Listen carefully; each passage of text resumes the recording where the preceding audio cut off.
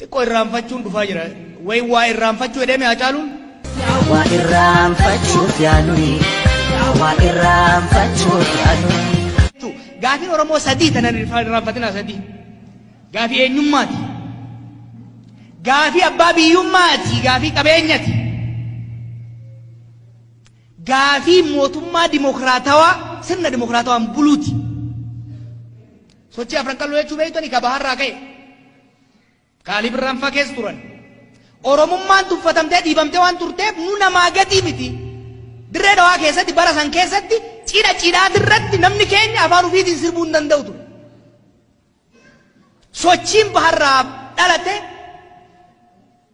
sochiin lixarraa dhalate uummanni keenya kan Protestaantii gama lixaa jiru afaan ofiitiin waaqa isaa waan kadhachaa tureef san cunqursuudhaaf yaalanii afaan keenyaaf nuufi rabbi jidduu dallaalli barbaachisu har'a qees balaayifaa jedhan dur gidaadha soollanfaan gama lixaatii jechaa turan jechuudha. Gaafiin eenyummaa gama lixaatiif gama bahaatii mayre suni tokko kana ragaansa. Lammaffaa waa'ee sochii fakkeenyaaf Jeneraal Taaddasaan Faan Maccaa Tuulamatti keessatti godhaa turan. Hamma dheeratitti deemanii qalanii Oromoo waliin nyaachisan Oromoon tokko addaan hin fagaatiin waliin irraanfatiin amantii adda addaa qabaattus bakka adda addaa qubattus ati ummata tokko hidda tokko irraa dhufte. Hireen teetis waliini kan cunqurfamtu kan dhiidamtu. Islaama waan taateef kiristaana waan taateef baha waan dhufteef kaaba waan dhufteef gammoojjitti waan dhalatteef baddatti waan dhalatteef osoo hin ta'in Oromoo waan taateef ijahanii wanni barsiisaa turaniif gaafii eenyummaa cimsuu barbaachisa waan ta'eef. Odaa qabdanii mi odaa agartan kana. Odaa agartan kana. Laaftutti dhufne beektaa jennu. Odaa amman hundi ofirraa qabnu kana Hayilamaariyaam Gammadaa fa'atu mallattoo waloo Oromoo jee kaa'e. Hayilamaariyaam Gammadaatii fi Maammoo Mazammir gaafa ajjeesan Hayila Sillaaseen maal jedhe beektu? Jara lamaan sana ajjeesaa jedheen jara kan gadhiise maal jennaan ebaabin magdal ka cinqillaatu yeroo san waa'ee odaan tun gadaan tun Oromiyaan tun deebitee akka ijaaramtuuf wanni qabsaaniif ummanni eenyummaa hin qabne kalammataatti waan hin ceene ce'uu hin dandeenyeef jechuudha. Sochii baalee jechuu dhageessanii waaqa guutuufaa dhageessanii miti. Kan bosonatti isaan galche biyya alagaa Somaalee bira kan isaan geesse qabeenya ofii irratti baalee yoo dhayitan dhiyoon dhageessan lafa ajaa'ibaati. Baalee qofti Oromiyaa qallabuu danda'e. Garuu irboobsisoodhaan saamamaa waan turaniif qeeteenya irratti rafa rabbi nuu kennee abboota keenya irraa dhaalle irratti lammii lammataa ta'uu hin qabnu. Ashkara Oromaa ta'uu hin qabnu jedhanii kan fincilan jechuudha. Kuni harkan dhayinaa dhaggeeffadha. Maaliif gariin irra waan irraa dhufne nu irraanfachiifteeti sirna kaleessa ofirraa kan jalatu deebisuu barbaaddi. Kanaaf tokko gaafii abbaa biyyummaati. Lamaan kara dhawaatan deemaa as geenye jechuudha. Kasi dabbaa mootummaa walooti. Mootummaa dimokiraatawaa ijaaruun. Hanga ammaatitti gaafa qabsoon dundura xirroorraa eegalteerraa baharraa eegalteerraa kibbarraa eegalteerraa lixarraa eegalteerraa jiddu galeessaa dhooteerraa bara afran qallootirraa baaleetirraa Maccaa Tuulamaatirraa kaasee hanga ammaatti qabsoon tun gulantaa takka boqonnaa gurguddaa sadii jala akka dabarte yaadachuun barbaachisaadha. Tokko revival phase ka jennu kada dammaqiinsa Oromoon kun erga sirna Minilikiin cabee malkatti addaan qoodamee eenyummaan isaa dhiibame eenyummaa alagaa akka fudhatuuf irratti hojjetamuu eegalee booda hoggaa qabsoo eegalu ka duraa hojiin dura gaafii Oromummaa ta'ee miti. Hojiin duraa abboonni keenya qabsaa'onni nu duraa godhan eenyummaa Oromoo deebisanii ijaaruudhaaf uummata kana dammaqsuu qaban turan. Sirboota amma akka Dumbushee Galaa Ali Birraan sirbuu nu jaalalaaf itti wal xabbasuu deemnu kana laafaan seenaa. Wanti gabaadha gargaarina bakka ilmaana dhiikanke nafi dhangalaka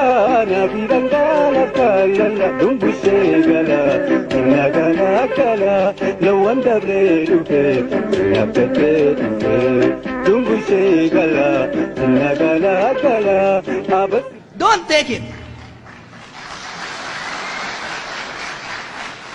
sirboota Ali Birraa Alii Shabboo kana oggalaaltan ibn kaabutoo boodarra oggalaaltan lafa Oromoo kana keessatti waan jaalallee wayii jalaa badde fakkeesseet asoosaarraa kaasee hamma dirree dhawatti hamma kamiseetti si geessa. Ummata keenya wal barsiisaa turan jechuudha. Ummata keenya dammaqsuu turan jechuudha. Yeroo Sheekh Mammar Shaaffaan gara Somaaliyaa dhaqanii reediyoo afaan Oromoo yeroo duraatiif eegalan qawwee fuudhanii caakkaa seenuu wallaalaniiti miti. By the way, namni tokko Ayyuub Abubakar jedhamu ka yeroo san dhaqee reediyoo san eegale loltuu ture Kubur Zabanyaa keessatti warra Mangistuu Naawwayii wajjin Hayila Sillaasee garagalchuuf hojjete. Loltuun beekamaan qawwee qabu kuni qawwee barbaada dhiisee maaliif miidiyaatti deeme hoggaa jenne ummata sammuu isaa irratti hojjechuu waan qabuuf ummata dammaqsu Oromummaa ummata barsiisu ummata wal yaadachiisu walitti hidhuun the revival phase baroota 1960 irraa hanga 70tti hojiin qabsoo Oromoo keessatti hojjetame the revival phase ummanni keenya biyya alaa jiru warri asii dhiibamee bahee seenaa Oromoo barreessuun yaanni Oromiyaa Oromoo jedhu kuni mataa namaa keenya keessatti akka ijaaramu waan diigame san deebisanii ijaaru Oromoo Minilik diige san deebisanii ijaaruun baroota 1970 irraa hanga bara 1991tti deeme jechuudha. 91tti sirriitti qalbifadhaa. Maaliif handooteef saamunaa Habashaatiin mataa nu keessaa dhiquu yaalaa waan jiraniif. Filannoo boodatti dhufna. Don't worry about election. Waan keessa dabarre beekuu barbaachisa. Phase 1 1960 irraa hanga 70tti the revival phase ummata keenya hojii dammaqsuuti kan hojjenne. 1970 irraa hanga 90tti reconstruction phase yeroo Oromoo fi Oromiyaa ummata keenya keessa deebisnee ijaarre. Yeroo waraana bilisummaa Oromoo jedhamu ijaarre, yeroo adda bilisummaa Oromoo jedhamu ijaarre. Yeroo sagalee bilisummaa Oromoo jedhamu ijaarre keessatti 80moonni kun yeroo ammoo wareegama qaqqaalii itti kafan. Gariin har'a qabsoon Oromoo achi hin geenne maal no. Baay'ee deemne bareedaan keenya reconstruction hoggaa jennu tokko isin yaadachiisa. Yartuun ammoo waan deddeemtuun tokko akka beekaniif. Oromoo har'a qoqqooduu barbaadan sadarkaa akkanatti nuu dammaqnetti bara dukkanaa san keessatti Oromoo jaaruudhaaf jecha shiniga jechuudha yaadachuun ooltan. Magarsaa Bariifaan gargaarsa qabsoo kanaatiif gara Somaaliyaa hoggaa deeman amantiitti adda baasanii yeroo ajjeesuu deemanitti nu Oromoof gabbaane amantiidhaan adda baaneen dhumnu jedhanii yeroo dhuman sanitti yeroon sun yeroo Oromummaan itti ijaaramaa turte jechuudha. Oromoo dammaqsine Oromoon ijaarametti wanni mataa Oromoo keessatti ijaarame waan tokko isin yaadachiisa. Bara 1986 baraan dhaladhe jechuudha akka Awurooppaatti. Nama Profeesar Mahammad Hassan jedhanitu jira. Biyya alaa dhaqee asirraa qabsoorraa biyya alaa hiree argate. Maal jedhan warri har'a Oromoo xiqqeessuun barallee xiqqeessan. Wanni Oromiyaa jedhamtu tuni mataa hayyoota muraasaatii fi daasporaa malee lafarra wanni jiru hin jiru wanni Oromiyaa jedhamu kijibaa jedhanii waan jedheen beeyta. Hin ciinqaminaa jedheen. Oromiyaan mataa Oromoo keessa teenyan guyyaa lakkaatti malee lafarratti jettee buutee ijaaramti jedheen. This is 1986.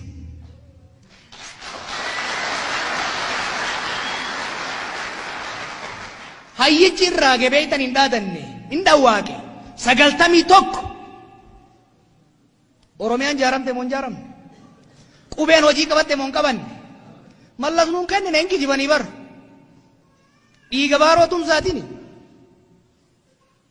dhiiga ilmaan Oromoo kumaatamaatiin kan Hayilee Fidaatiin kan Taaddasee Birruutiin kan Maammoo Zammazammariin kan Badhoo Dachaasaatiin Oromiyaan sun Oromoon irratti hojjetee dadammaqsee Oromoo wal jaaretti osoo jarattiitu wixxifattu 91 Oromiyaa gadi ijaarree qubeen barachuu eegalle jechuudha. Kanaaf isinitti hin dheeresse maaliifi miidiyaa kanan lallaala kaadiree waan haasoftuun laala. Bakka wayyaan illee qilleensummaa fuudhee waan deeme itti fakkaata. Afaan Oromoo kunis akkanumatti waan namni asiin ga'e itti fakkaata.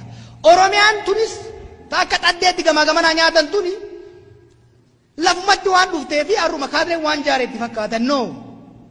Waggaa 50 itti buqqaanee itti cabne itti dhumne akka finne akka yaadattaniif. Filannoo kana filannoo bakka lafa biijjittuu Jawaari Mararaa jidduutti miti. Filannoon kun kaayyoo kumaatamaan itti wareeyne. Kumaatamaan manneen hidhaa keessatti itti kola'e itti gudeedan kumaatamaan baqatee bishaan keessatti itti dhume bakka takkatti kan ittiin ceesifnu malee akka gariin itti fakkaatutti yeroo itti qoosaatii miti. Ijoollee taphaa simbiraa lubbuudhaan nuuf filannoon kun ka amaanaa abboota keenya hiriyoota keenya asitti sabbata keessa nu biraa fixanii tarkaanfii takka bakkaan hin geenyu guututti tarkaanfii takka gara fuuloon duraa itti ceesifnu jechuudha. Don't ever forget. Biyya kana keessatti waan nuti taane biyya kana keessatti waan Oromoon tahe bineensi hin taane. Bineensi hin taane ilma namaatiif.